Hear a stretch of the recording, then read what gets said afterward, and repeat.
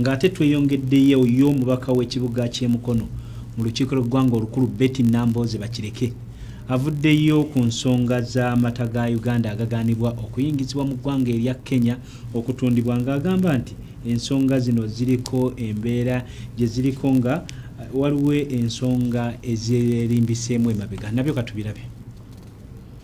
Buvuddeko abakulu mu ggwanga lya Kenya baagaana emmotoka 19 ezaali zisaabaza amata okuva wano mu ggwanga gatundibwe mu ggwanga lya Kenya. Amata gano gaali gabalirwamu akawumbi ka dola za Amerika kalamba n'omusobyo era nga kino kigootaanyiza eby'ensuubulagana wakati w'amawanga gombiriri. Minisita w'ebyobusuubuzi n'amakolero Amelia Kyambadde wano wasinzidde n'awa Kenya nsaleesale ya nnaku 14 ng'ensonga zino zigonjoddwa oba si ekyo Uganda nayo yakukola wakatiisa. Omubaka wa Mukono befiting Nambooze bakireke wano waviriddeyo n'ategeeza nga kazaalabulwa wa bino byonna bwava ku gavumenti ya kuno nga baagala okugadondola olwo basuubule okugatwala e Kenya bafunemu.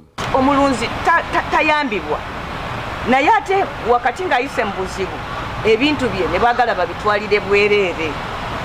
Kyova osanga olwaleero amata gagula siringi 250 kakati olw'okuba bano bagula amata 250 ku balunzi e Uganda nga bagajjeyo ku bwereere bwe bagatuusize Kenya nga bagagula ssente entono nnyo baba basobola okugatundayo ku ssente entono kubanga eno e Uganda kumpi banyaga maki manyage. Ono ayongeddeko nti kino kyekyatanudde eggwanga lya Kenya okuteekawo amateeka amakakali ku Uganda ne batuuka n'okuteekawo omusolo gw'ebitundu 16 ku buli 100 kyagamba nti kinyigiriza nnyo bannayuganda abatwala amata e Kenya.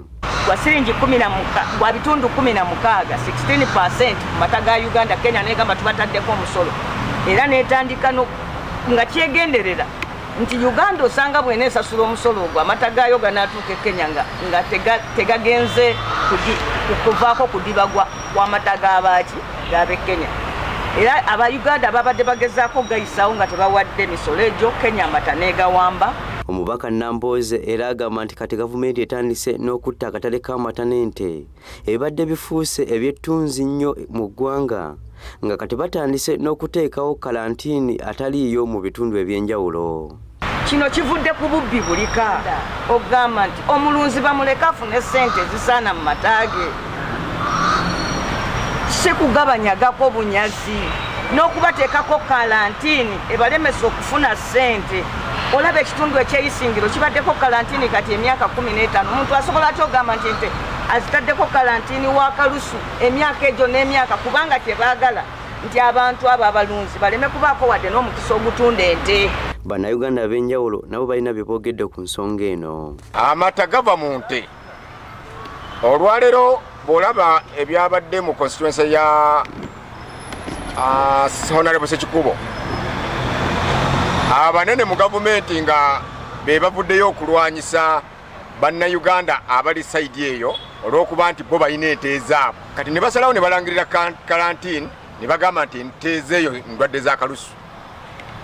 Kati amawanga agatuliraanye tekayinza kuwulira amaloboozi gafaanana ago nti ente z'e Uganda zirina kalusu bo n'olowooza nti banaasigala bakyatwala amata gaffe nga galina valyu baba batya nti gayinza okubalwaza nabo mu mawanga agaabwe. Bino we bijjidde nga minisitule y'ebyobulimi n'obulunzi ezenga eteekawo kalantiini mu bitundu ebimu okumala ebbanga eddene ekintu ekizizza amabega akatale k'ente n'amata mu ggwanga.